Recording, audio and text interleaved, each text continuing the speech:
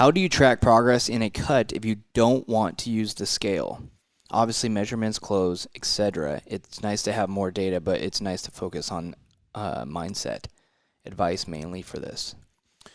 So I think the metrics you use depend on the progress you're trying to attain. So here's the issue here is like if somebody comes to me and they're like, I want to lose weight. That is my main goal. That is what's important to me right now. It's important for my health. It's important for the way I look, whatever it may be. But I don't want to step on the scale. One of two things need to happen. Either A, you need to change your goal, or B, you need to change the way you see the scale. Because if you want to lose weight, we need to track weight, right? If you're somebody who's like, I want to lose fat. I don't care about the weight because I know I'm not going to lose much. For example, I just had a call with somebody today who's coming on board. They're going to be working with Brian, and it was very similar. She's 4'11". She has a wedding, so she's pretty short. She's 115 pounds. She's not a big person whatsoever, right? That was the conversation. We know the scale is not really that important because you're not going to lose a bunch of weight. You don't have a bunch of weight to lose. She wants fat loss. She wants to get leaner. She wants to build some muscle. But she knows she's not going to lose a bunch of weight. She's 115 pounds. She's pretty light. You know what I mean? The only time I really see women get much below that is if they're stepping on stage. Yeah. And they're getting unsustainably so possibly gaining weight with muscle. 100%. Yeah. Or recomp at the least, or at the most, where it's like you're maybe losing or gaining a pound or two, but you're clearly looking different because you're gaining muscle, losing fat. Yeah. But in that scenario, somebody comes to me, I'm like, cool, well, the scale doesn't matter. If it fucks with your head, we'll just remove it because it doesn't matter. If it doesn't, we'll keep it because it's data, but we don't really need it. It's more important to look at progress in the mirror, measurements, performance in the gym, calories, things like that.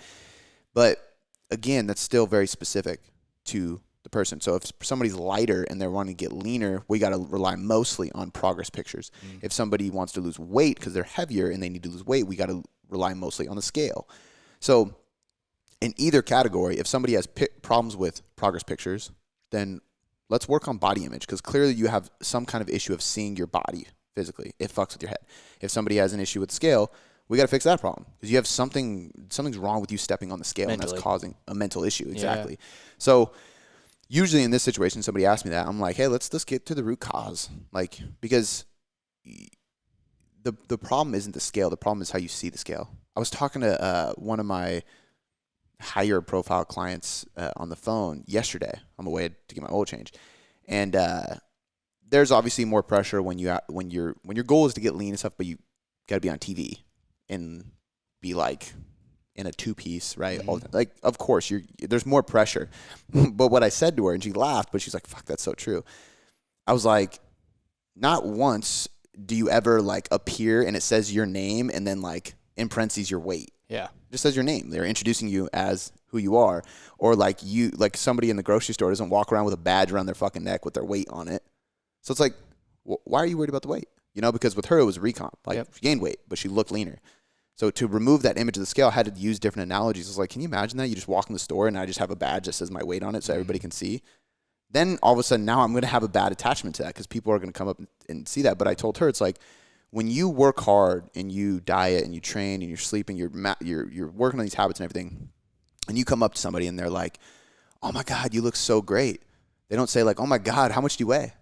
Right? Yeah. Or if they said, you look so great, what are you doing? Like, what have you done? Usually, I'm just training and doing, nutrition, everything.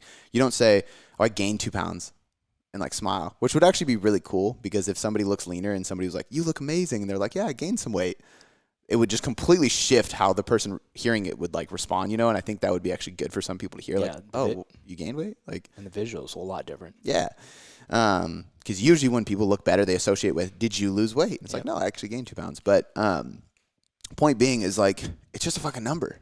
Like nobody sees that. Nobody is worried about that, and you shouldn't be either. Like there's truly no universal number for anybody to like step on and see because even like let's say you and I are both 30 years old, we're men, and we're both 5'10".